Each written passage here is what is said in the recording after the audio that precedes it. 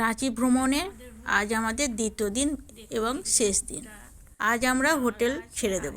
সমস্ত ব্যাগপত্র গুছিয়ে নিয়েছি। এই হোটেলের নিয়ম হচ্ছে আগের দিন যেই সময়ে আমরা চেক ইন করেছি পরের দিন সেই টাইমেই কিন্তু চেক আউট করতে হবে। আর বেশি সময়ের জন্য থাকলে কিন্তু এক্সট্রা একদিনের মূল্য দিতে হবে।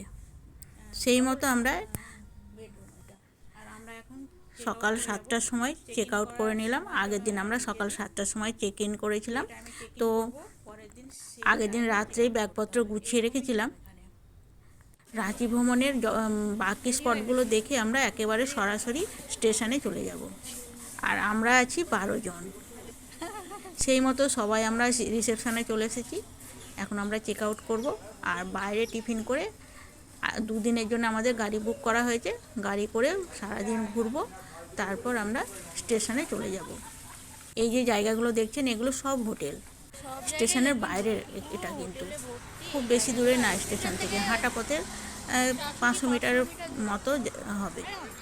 আর এখানে একটা জিনিস দেখুন, এই জিনিসটা আমি আগে কখনো দেখিনি, মাটির হাঁড়িতে চা তৈরি হচ্ছে।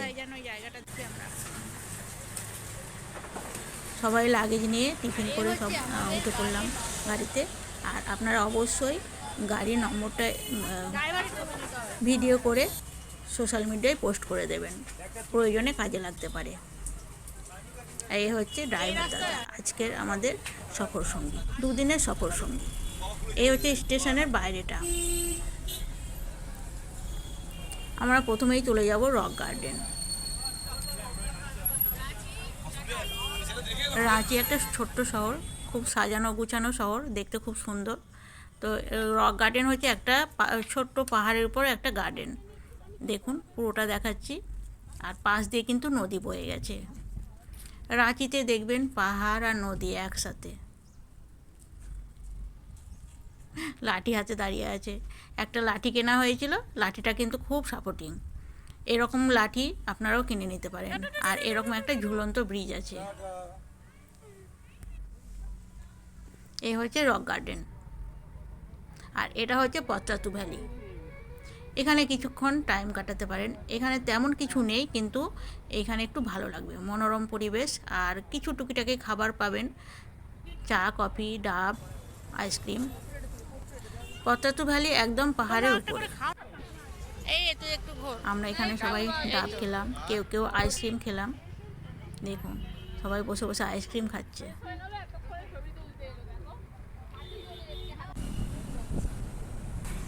তারপর আমরা চলে যাব ছিন্নমস্তা মন্দিরে।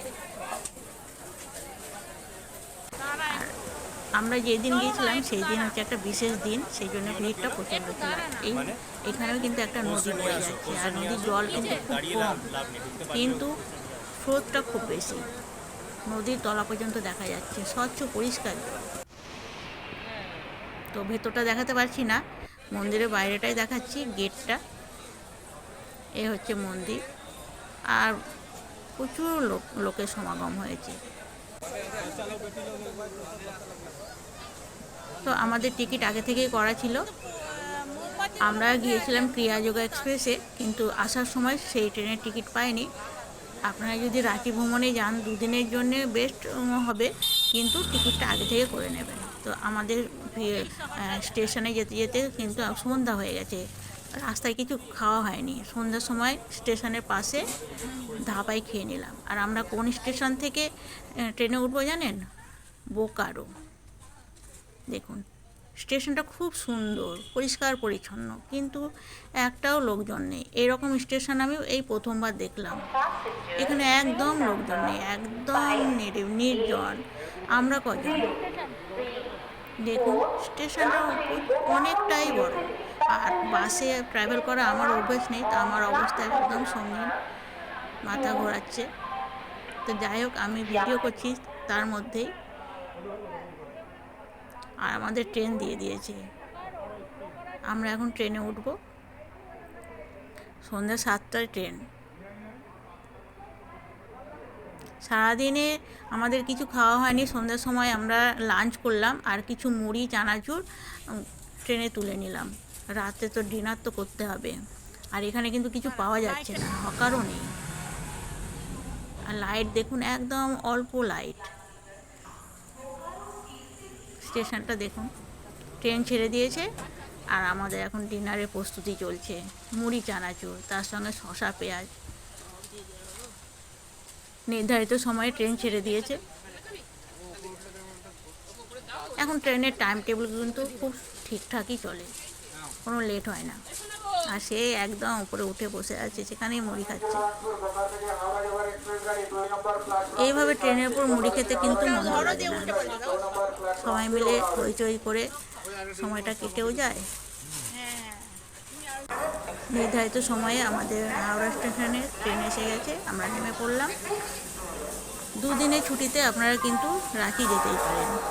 রাঁচি সব সময় যাওয়া যায়, শীত গ্রীষ্ম বর্ষা। পাহাড়, নদী, ঝর্ণা যদি পছন্দ করেন তাহলে অবশ্যই রাঁচি থেকে ঘুরে আসুন। আর আমার এই ভিডিওটি ভালো লাগলে লাইক, শেয়ার, সাবস্ক্রাইব করার অনুরোধ রইল।